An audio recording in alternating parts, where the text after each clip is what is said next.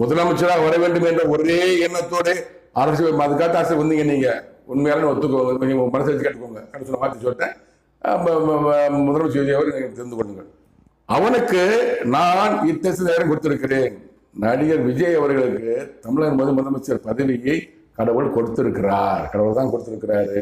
நான் 108 எம்எல்ஏ வச்சு நீங்க ஜெயிக்க முடியாது. அந்த கூட்டணி அமைக்க வச்சது கடவுள் தான். இந்த இடம் பிரிச்சதும் கடவுள் தான். எல்லாம் கடவுள் செஞ்சு கொண்டு இருக்கிறாரு. கடவுள் உங்களுக்கு பதவி கொடுத்திருக்கிறார். கடவுளுக்கு பயந்து நீங்க ஆட்சி செய்யுங்கள். மக்களுக்கு பயப்பட வேண்டாம். மக்கள் சொந்த மக்களுக்கு நிறைவேற்ற அவசியம் கிடையாது. மக்கள் ஆதரவு இல்லாட்டா முறையில் கடவுளாக இருந்தால் நீங்க தொடர்ந்து ஆட்சி செய்யலாம். கடவுள் வார்த்தை. இத்தேசத்தின் அதிகாரம் தற்காலிகமானது. இத்தேசத்தின் தற்காலிகம் சொல்லியிருக்காரு. தமிழ்நாட்டின் முதலமைச்சர் பதவி முதலமைச்சர் விஜய் அவர்களுக்கு தற்காலிகமான வார்த்தை அல்ல, வார்த்தை சோசியம் அல்ல, தீர்க்க தரிசனம். பொறுத்திருந்து பார்ப்போம். என்பதால் கோபம் கொள்ளாதீர்கள். வேதனைப்படுவான். முதலமைச்சர் விஜய் அவர்கள் வேதனைப்படுவார்.